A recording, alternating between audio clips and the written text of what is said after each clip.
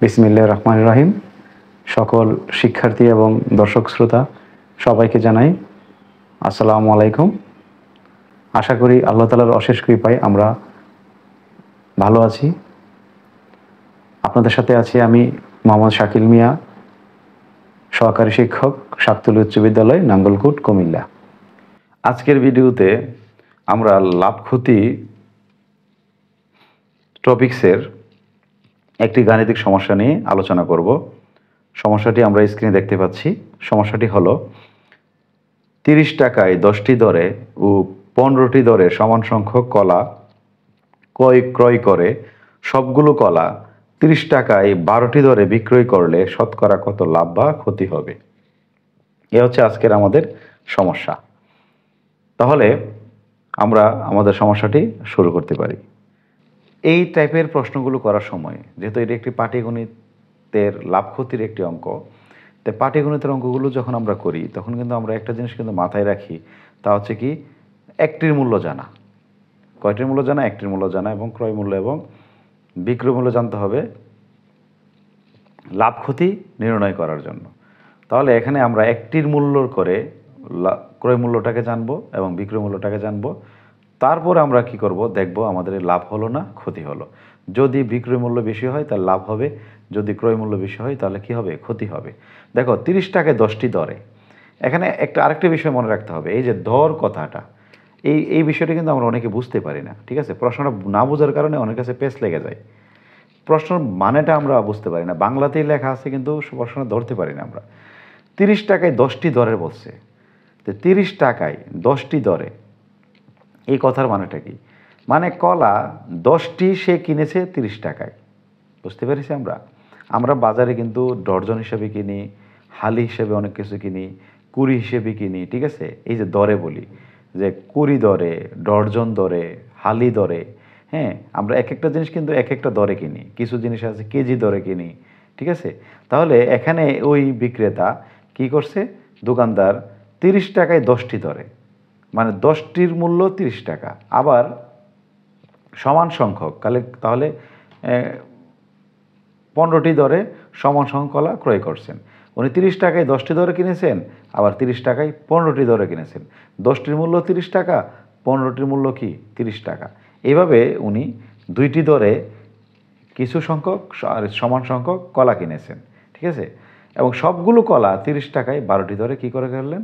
বিক্রি করে ফেললেন। এখন আমাদের বের করতে হবে শতকরা কত লাভ বা ক্ষতি হবে। তাহলে প্রথমে আমরা কিন্তু বলেছিলাম যে পাটিগণিতের অঙ্কগুলোর ক্ষেত্রে কী করতে হয়, একটির মূল্য আগে জানতে হয়। তা আমরা একটির মূল্য জেনে ফেলি। তা আমরা লিখি 10টি কলার ক্রয় মূল্য, যেহেতু কিনে এনেছে ক্রয় মূল্য কত টাকা? 30 টাকা। এই যে 30 টাকায় 30 টাকা, তো সুতরাং একটি কলার ক্রয় মূল্য, তো কী করতে হবে? মূল্য কমে যাবে, তাহলে ভাগ করতে হবে। তো সমান কত হবে? 3 টাকা। আবার দেখো 15টি দরে, নাকি 15টি দরে, তো 15টি দর মানে কি 15টি, আবার 15টি কলার, এটাও কিন্তু ক্রয় মূল্য, ক্রয় মূল্য কত টাকা? 30 টাকা। তো সুতরাং একটি কলার ক্রয় মূল্য, যেহেতু কমবে তাহলে ভাগ, সমান সমান 2 টাকা। ভাগ করলে কত হয়? 2 টাকা হয়। তাহলে বলো তো, এখানে একটির মূল্য কত টাকা? 3 টাকা। এখানে একটির মূল্য কত টাকা? 2 টাকা। এখন উনি কিন্তু দুইটা একসাথেই বিক্রি করতেছে, একটা মূল্যে বিক্রি করতেছে। তাহলে এই একটা দুইটার মূল্য কত টাকা হবে? 3 যোগ 2 5 টাকা হবে। তাই লিখতে পারি 1 যোগ 1 বা 2টি কলার ক্রয় মূল্য কত টাকা? 5 টাকা। 3 যোগ 2 লিখে দাও, বা 5 টাকা লিখে দিলে সুবিধা হয় আমাদের জন্য। ঠিক আছে না? এই যে 1 যোগ 1 2টি কোথা থেকে পাইছি? এই যে 10টি দরে একটা, 10টি দর থেকে একটি নিয়েছি আমরা, আর 15টি দর থেকে একটা নিয়েছি। যেভাবে 1 যোগ 1 2টি, তো 2টি কলার ক্রয় মূল্য কত হবে? এখানে 3 টাকা, এখানে 2 টাকা, একসাথে করলে কত টাকা? 5 টাকা। সুতরাং একটি কলার ক্রয় মূল্য কত হবে? 2.5 টাকা। এই হলো আমাদের একটি কলার ক্রয় মূল্য। এভারেজে একটি কলার ক্রয় মূল্যটা পেয়ে গেলাম। যেহেতু ক্রয় মূল্য পেয়ে গেছি, এখন দেখবো বিক্রয় মূল্য পাই কিনা। যেহেতু শতকরা লাভ ক্ষতির কথা বলছে, তাহলে বিক্রয় মূল্য দেখতে হবে। তাহলে উনি কী করেছেন, উনি সবগুলো কলা 30 টাকায় 12টি ধরে বিক্রি করেছেন।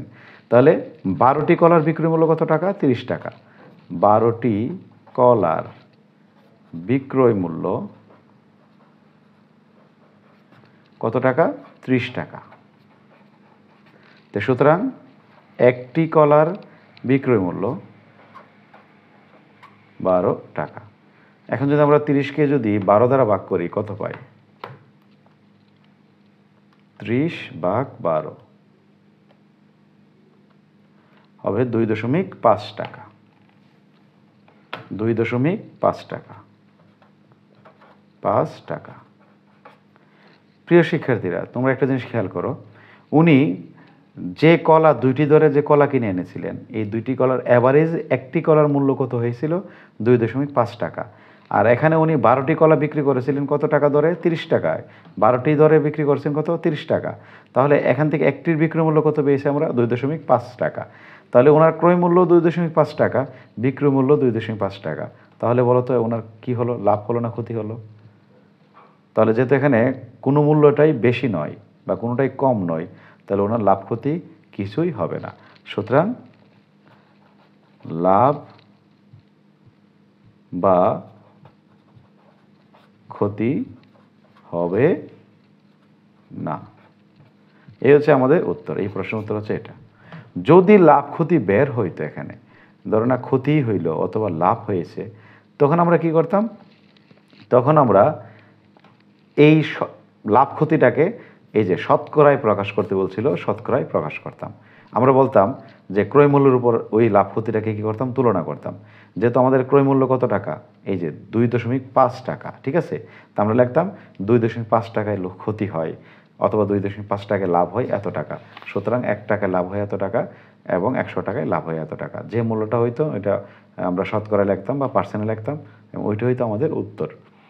যেহেতু এখানে লাভ হয় নাই, ক্ষতিও হয় নাই, তাহলে আমরা আর অঙ্কটাকে সামনে বাড়াতে পারবো না। অঙ্কটা কী হয়ে যাবে? এখানেই শেষ হয়ে যাবে।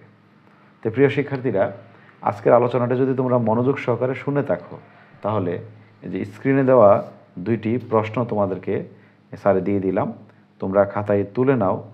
এবং যদি আজকের প্রশ্নের আলোকে যদি তোমরা বাসায় চেষ্টা করো, তাহলে ইনশাল্লাহ এই 2টি সমস্যা তোমরা খুব সহজেই সমাধান করতে পারবে ইনশাল্লাহ। প্রিয় শিক্ষার্থী এবং দর্শক শ্রোতা, আপনাদের মূল্যবান সময় দিয়ে আজকের এই ভিডিওটি দেখার জন্য আপনাদেরকে ধন্যবাদ। আমার চ্যানেলটি সাবস্ক্রাইব করে নিন এবং লাইক কমেন্টস করে আমাকে উৎসাহিত করুন, যাতে আমি সামনে ইনশাল্লাহ আরও ভিডিও নিয়ে আপনাদের সামনে হাজির হতে পারি। সবাই আমার প্রতি দোয়া রাখবেন।